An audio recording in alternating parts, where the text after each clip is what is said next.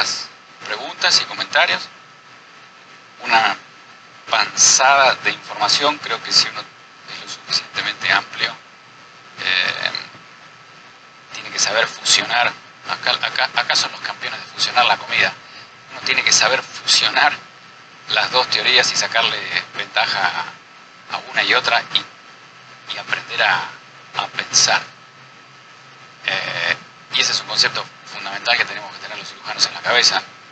Hace muchos años los fellows de ginecología oncológica en Norteamérica se quejaron de que no hacían 50 vulvectomías al año, y William Chrisman, que era el presidente de la sociedad, el famoso profesor Chrisman de MD Anderson, le contestó: un gran cirujano oncológico tiene el 20 en la mano y el 80 en el cerebro. Y acá, como ven, es lo mismo. ¿Okay? Hay que aprender a operar, hay que aprender a pensar. Después también hay que aprender a operar, pero antes hay que aprender a pensar. Y acá hay un montón de información para aprender a pensar. Ok, preguntas.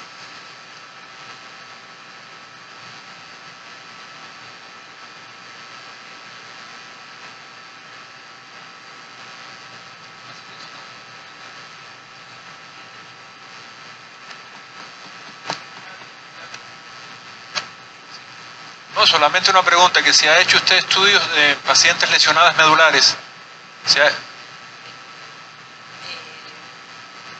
Pacientes que accidentadas u operadas de columna por hernias discales, lumbares, sacras. Me ha tocado, sí. Sí, ¿tiene usted experiencia en el estudio de las pacientes lesionadas medulares con incontinencia urinaria, con incontinencia fecal? Le pregunto. No, digamos, no es mi fuerte, no es el paciente que recibo todos los días, pero puntualmente, ¿qué me querés preguntar? ¿Cómo se comporta la paciente lesionada medular? Depende de cómo es la lesión, si es una lesión completa o una lesión incompleta, o por tener un paciente que tiene arreflexia absoluta y no vacía, o por el contrario, un paciente que tiene una vejiga hiperactiva. Y lo mismo en la función defecatoria, el paciente con urgencia o directamente el que no vacía. Es lo más frecuente. Supongo que el manejo de la paciente lesionada medular es mucho más difícil. Sin duda, sí.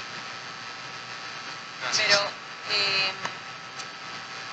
Pero lo difícil es diagnosticar el tipo de lesión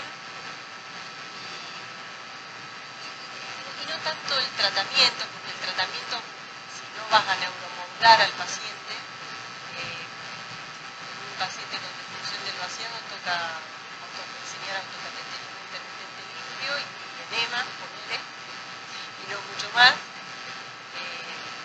Lo que puede hacer, si accede a la neuromodulación, los que siguen a Lucelio Lemos pueden aprender un montón de neuromodulación ocular sumamente interesante, donde se colocan electrodos a nivel de nervio pudendo y de esa forma mejoran los trastornos defecatorios y las disfunciones del vaciado.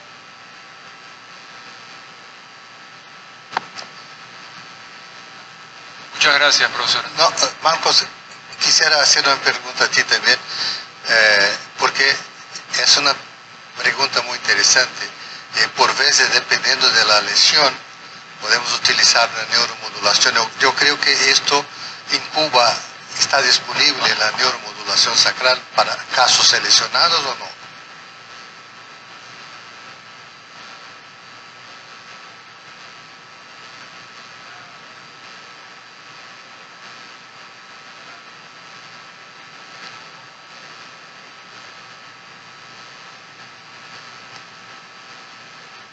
Sí, porque en casos donde la vejiga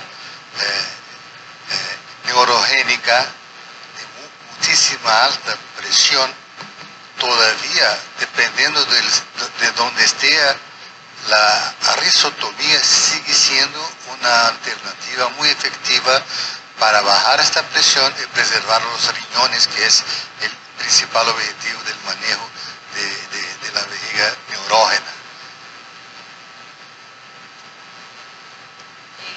Anotar, Lucelio Lemos, y seguilo. Tremendo el trabajo que hace con parapléjico, porque además con esta neuromodulación cosmedular no solamente que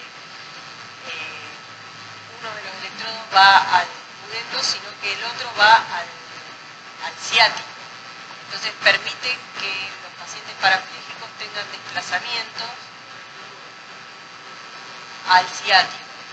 Entonces pueden incorporarse, pueden dar pequeños, obviamente que la rehabilitación es crucial, ¿sí? Antes, durante y después trabajan con un equipo de fisioterapeutas increíble y realmente es muy emocionante ver cómo trabajan con gente que uno por ahí, nada, que se quede en la silla de rueda y chao, nada, mejora las úlceras por decúbito, mejora la performance del hueso, la masa muscular, no es impresionante lo que hacen.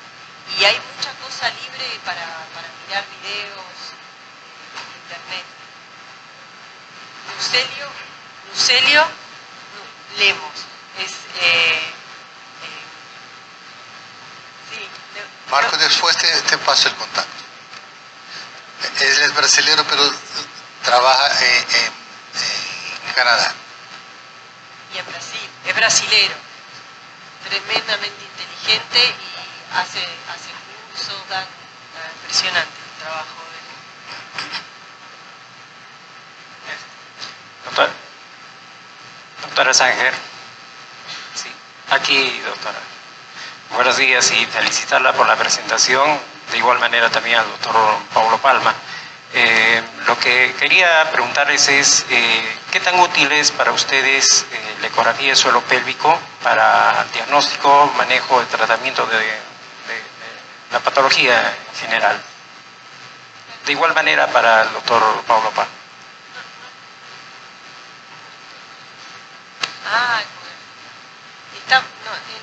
En Argentina me sobran los dedos de la mano, capaz que así, 2 personas que hacen ecografía dinámica del piso de la pelvis, es sumamente útil y para mí personalmente es sumamente útil en todos los trastornos defecatorios. Si uno es capaz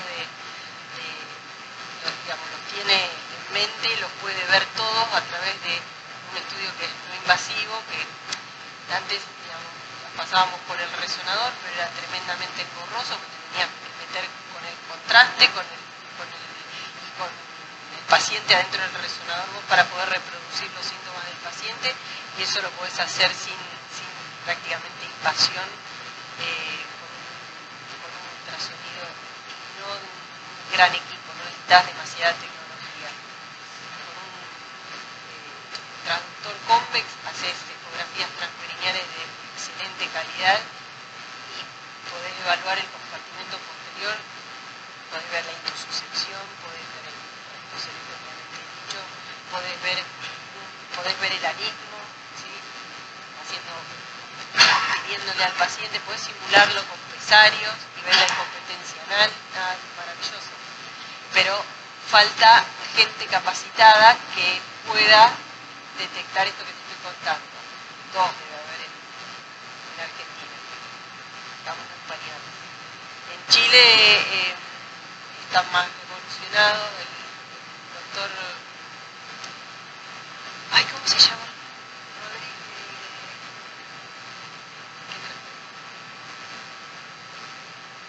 No, trabaja en la clínica alemana Rodrigo Guzmán. Rodrigo Guzmán es una persona con la que pueden aprender ecografía transperineal.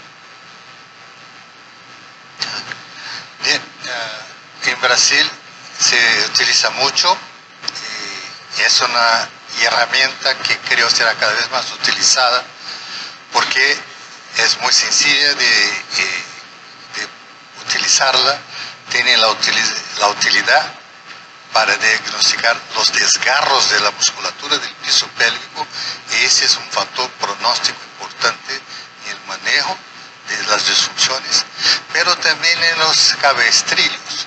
Yo pasada semana estuve con el doctor Sandeep Maití de México y me enseñó detalles de la distancia entre la cincha y la uretra. Eso reprodució lo que hizo el doctor Wolfram Jaeger en Alemania, de donde sacó el ajuste 8x4 para Roll Slim y mandó a la basura el ajuste vaciado en la tijera entre la cinta y la uretra. También puede ubicar slings disfuncionales, porque no puede ver si se migró al cuello, se migró más adelante, si está homogéneo o si está así, oblicuo.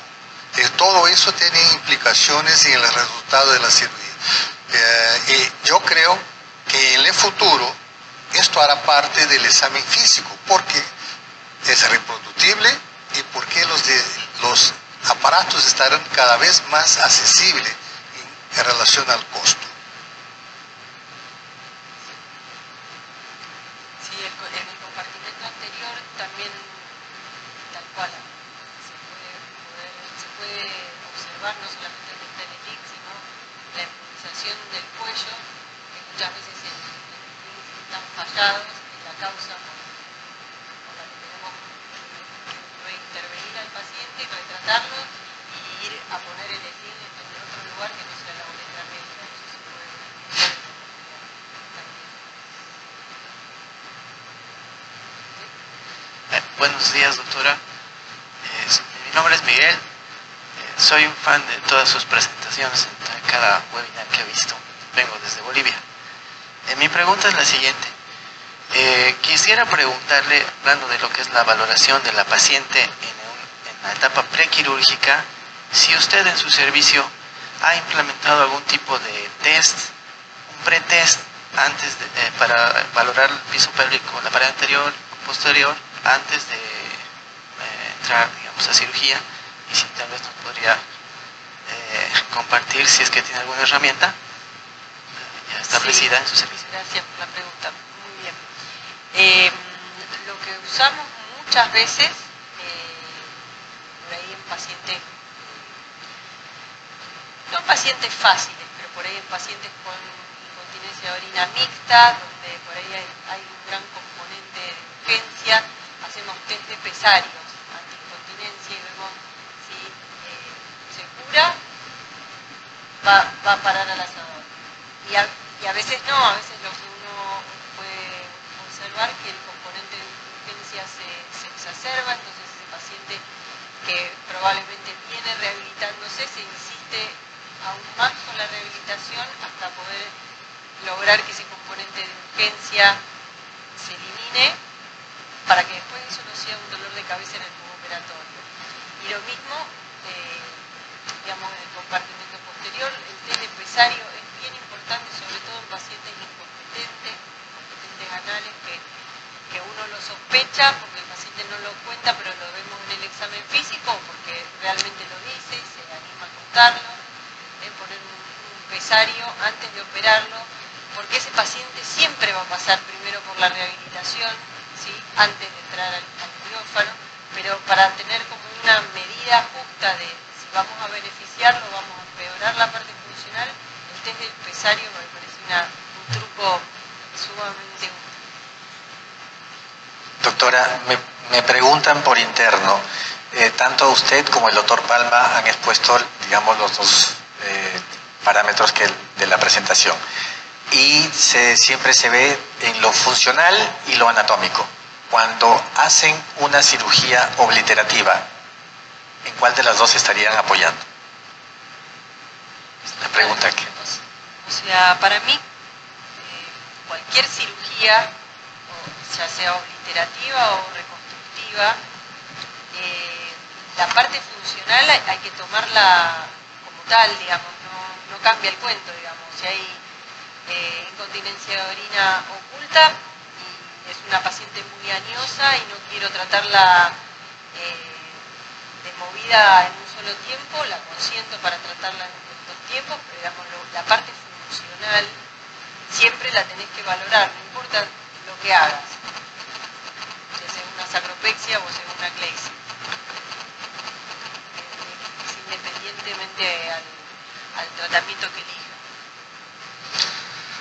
coincido con la doctora Ileana. Nosotros elegimos la cirugía obliterativa y hacíamos una que llamamos de copoclesis, tension free copoclesis, urgency free copoclesis. ¿Por qué? Porque hicimos una modificación en la copoclesis de Lefort basado en la teoría integral. ¿Por qué? Porque la urgencia también es responsable por cuando no hay soporte de la base de la vejiga y los receptores de estiramiento disparan de manera normal pero precoz. Entonces, cuando vamos a cerrar, ponemos puntos en la fascia vésico-vaginal y el ligamento uterosacro homolateral. Y con eso creamos un soporte a la base de la vejiga, de manera que además de reforzar la cirugía, evitamos totalmente la posibilidad de que como complicación de esta cirugía aparezca urgencia de nuevo. Quiero hacer un comentario, si me deja. Esto que Ileana dice, así con mucha velocidad, de usar un pesario, los médicos no tenemos un gran entrenamiento en el entendimiento de los pesarios. Entonces uno ve el grueso de los pesarios disponibles en la mayoría de los lugares son pesarios ring, son pesarios simples para prolapso. Entonces yo veo pacientes que tienen incontinencia urinaria y vienen con un pesario ring, que es un pesario para prolapso anterior con un hiato competente, y la verdad que no se va a curar. Cuando Ileana dice usar un pesario en un paciente complejo con disfunciones, que uno sospecha que puede tener funneling y por eso tiene urgencia miccional, entonces está hablando de usar un pesario anticontinencia, que es un pesario que tiene una perilla, sea ring o plato o como el que ustedes quieran. Y cuando está hablando de simular en un paciente con defectos del compartimento posterior, está hablando de un pesario tipo donut, está hablando de un pesario que ocupe espacio, que simule la cirugía, porque si uno pone un ring, no puede simular al paciente. Y eso para nosotros es un truco muy bueno. Hacemos mucha eco de feco para simular pacientes que sospechamos que son incompetentes anales. Si ustedes van a mirar los resultados largos de CARE Trial, van a descubrir que hasta 34% de los pacientes que fueron por sacropexia y reparación posterior son incompetentes anales de novo, de gases, soiling o sólidos. 34% es mucho. Eso que decía Ileana, de que uno tiene un paciente con defecto de la pared posterior oculto y uno lo transforma en evidente. Entonces es bastante fácil hablar de incontinencia de orina oculta, que uno la pone en evidencia, pues se hace un sling hasta con local, pero es bastante difícil retroceder de incompetencia anal oculta que uno la transformó en incontinencia para sólidos. Eso es bien difícil de solucionar. Entonces hay que ser muy cuidadoso con eso y ser muy cuidadoso con esos pacientes y entenderlos bien y consentirlos bien. Y algunos pacientes a veces dicen, mira, no te voy a tocar la pared posterior porque tenés una continencia pasiva alterada, y si yo transformo el recto en una cámara de alta presión, vas a tener incompetencia anal activa y de ahí a neurocoagulación. Entonces no es una gran idea. Acuérdense que esfínteroplastías hace rato que no hacemos más. Ahí está.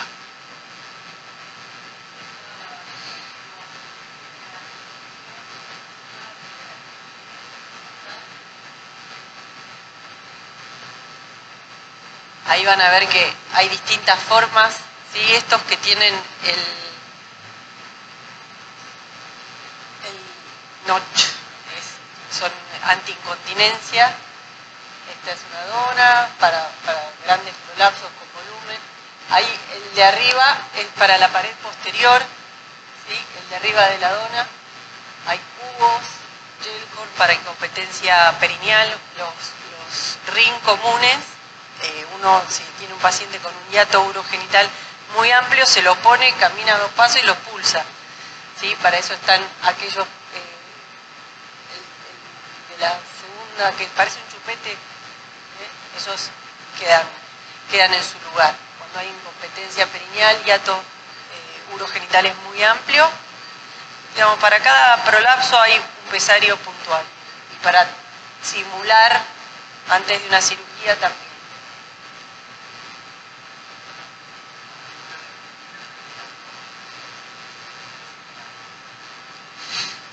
Fedelta. sino con Delta. Se Y llaman la despachantes próxima de vez que aduana. me paguen el Son viaje ellos. contrabandistas anónimos, amigos de la casa, que escriba por privado decirle. Pero los llamamos despachantes de aduana informales.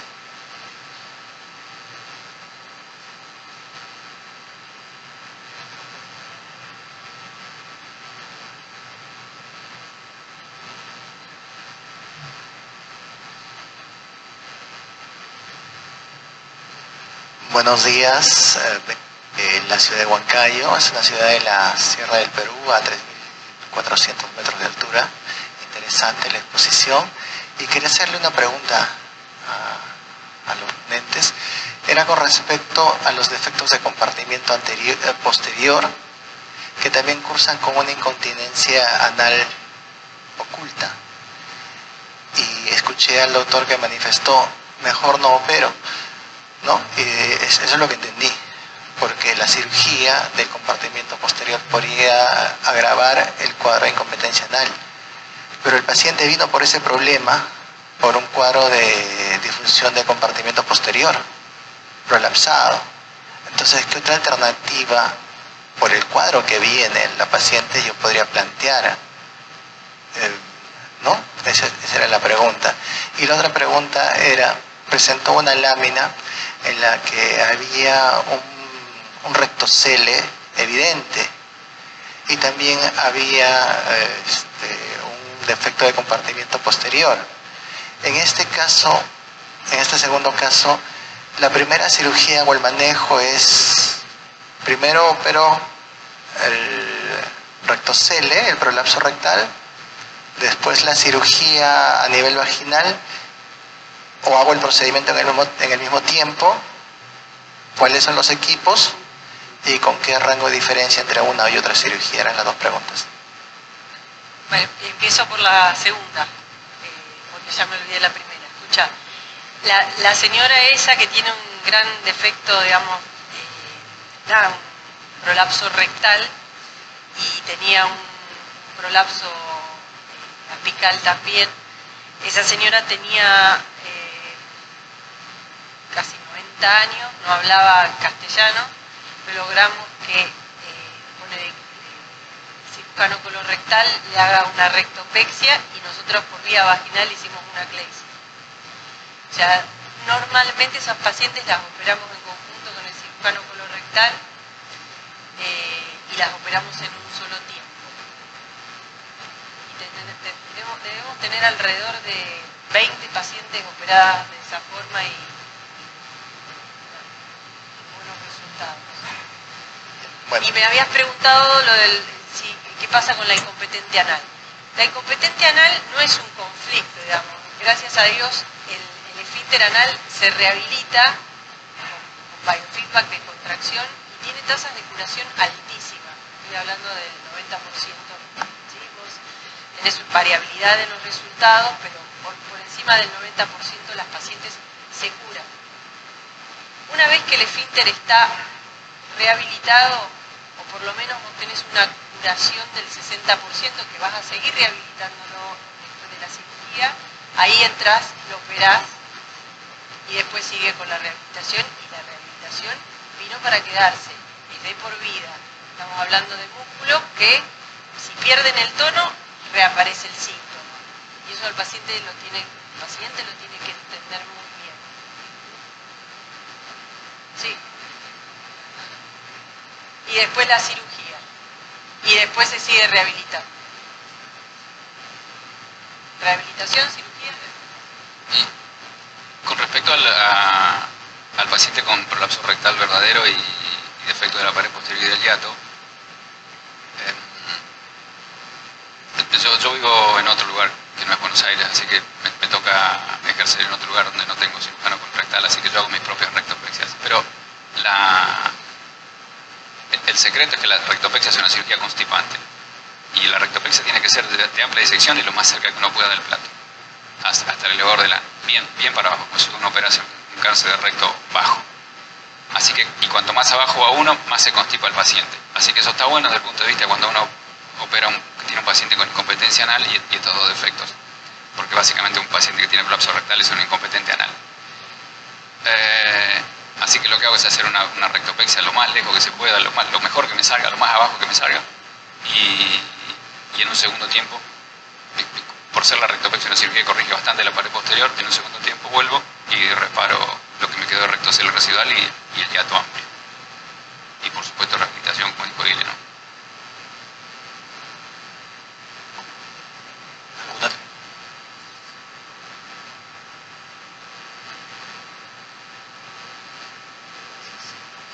Buenos días, excelente la presentación de los profesores. Realmente para mí es un honor estar aquí en esta conferencia y me gustaría hacerle básicamente dos preguntas bien puntuales. Uno, ¿cómo hacen la reparación o cómo tratan actualmente la incontinencia urinaria de esfuerzo con tejido nativo? Uno, ya que en muchos lugares está proscrito el uso de mallas por las complicaciones que están teniendo. Y segundo, en el caso de un prolapso vaginal anterior y apical, ¿cómo realizan la reparación del nivel 1 cuando no existe un defecto de pared posterior?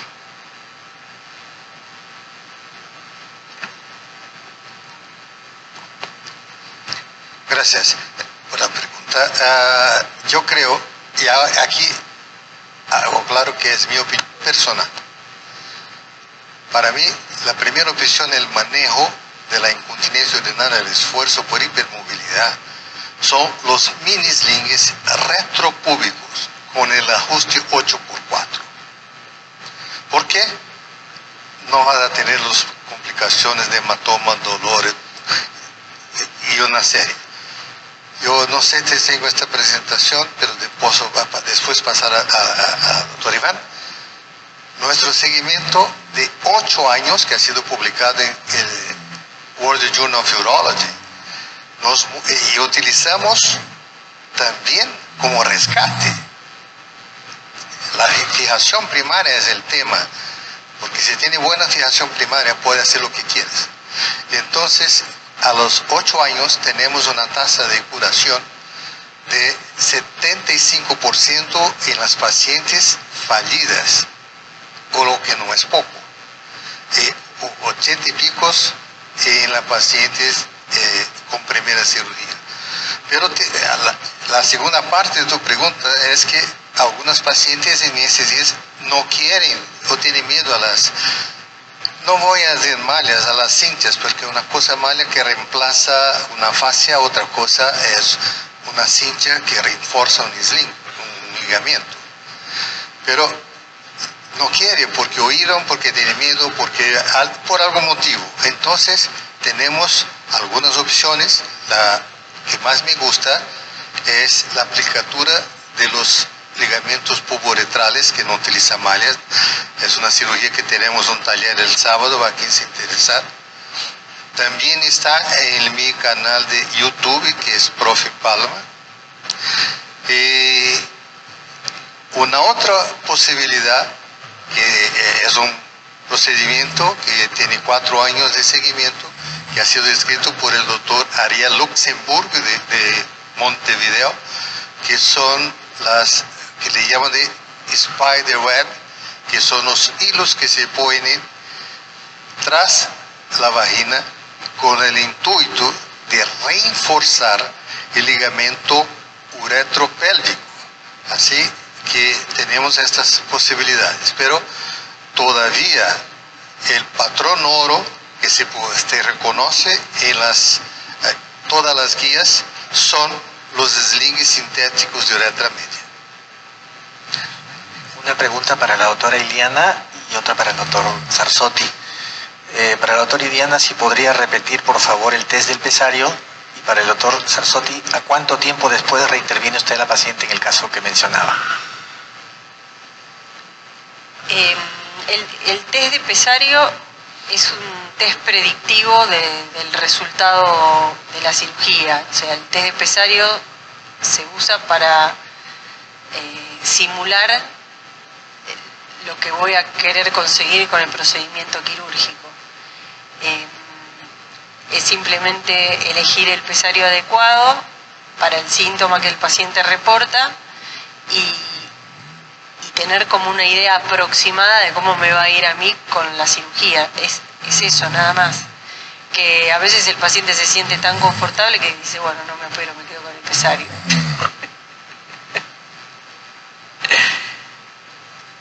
Hay un estudio hecho en Estados Unidos que el 90% de los residentes de ginecología o de ginecobstetricia aprende a utilizar pesarios con el prospecto del pesario. O sea que es algo que no se enseña. O sea, lo hizo Willy Dávila, está interesantísimo.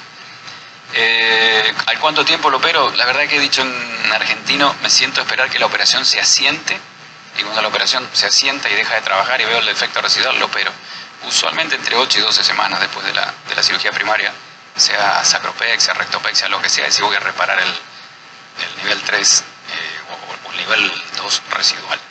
Ese es un estudio que hizo Ann Weaver hace un montón de años, donde comparó hacer la reparación simultánea para operación de Burch, y encontró que tenía muchísimos más defectos residuales, dispareunias, inconvenientes si hacía la reparación en un tiempo que si la hacía en 2 tiempos. Eso se hace difícil a veces de convencer al paciente, pero si el paciente no acepta, yo no soy el cirujano, así que chao, para mí es bastante fácil la conversación.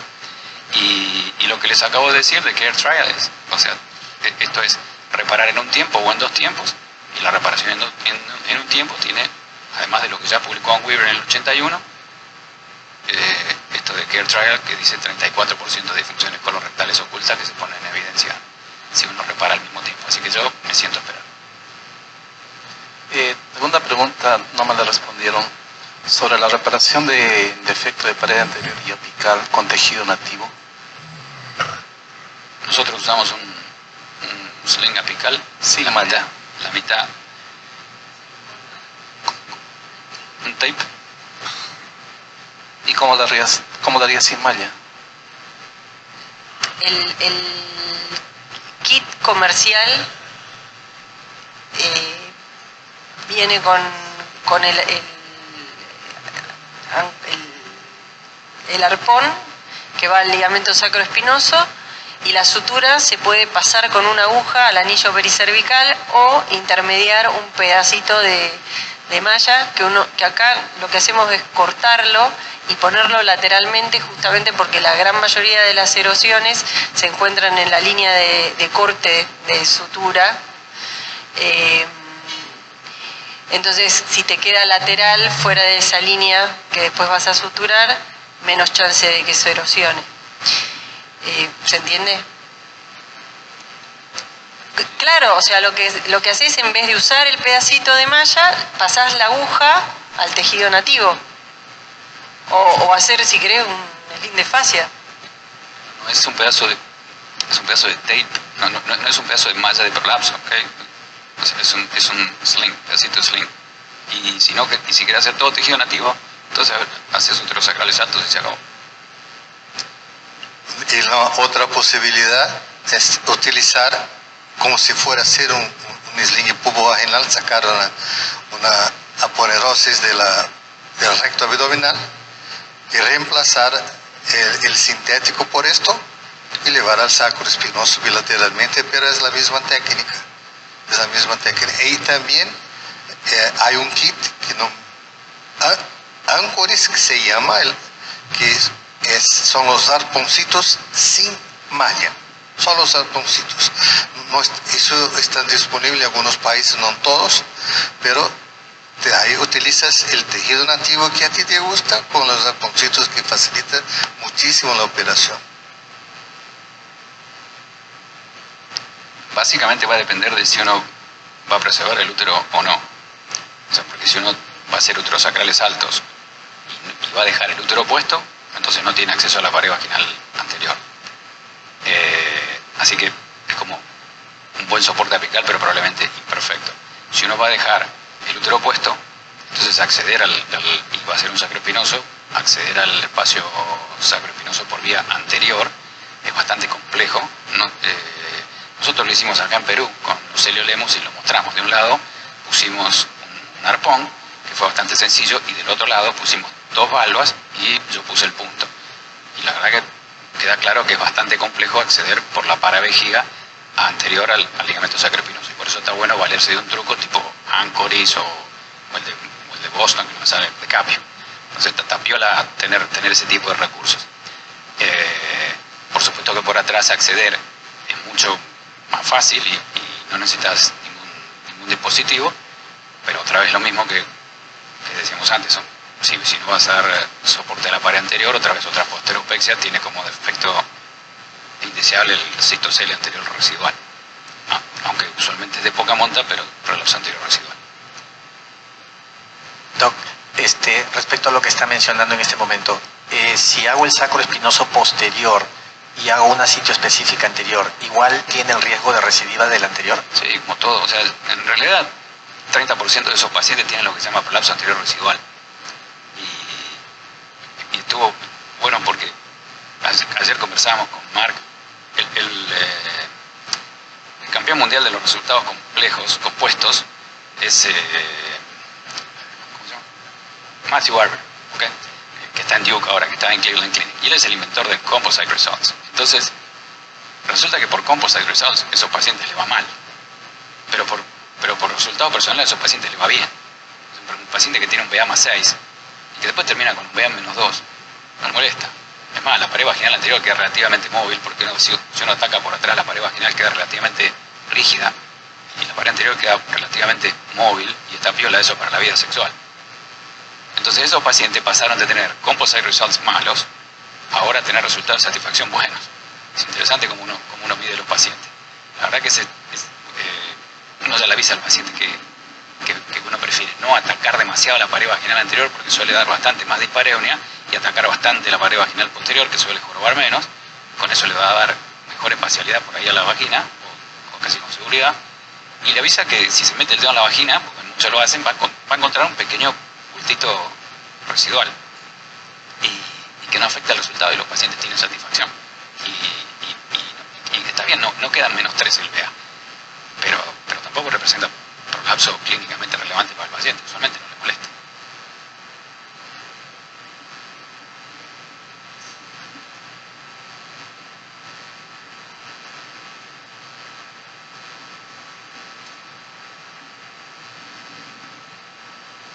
El doctor Sarzotti, que es el moderador de esta Fuego Cruzado, para que café a todos. Sí. Bien, un fuerte aplauso para los doctores, por favor.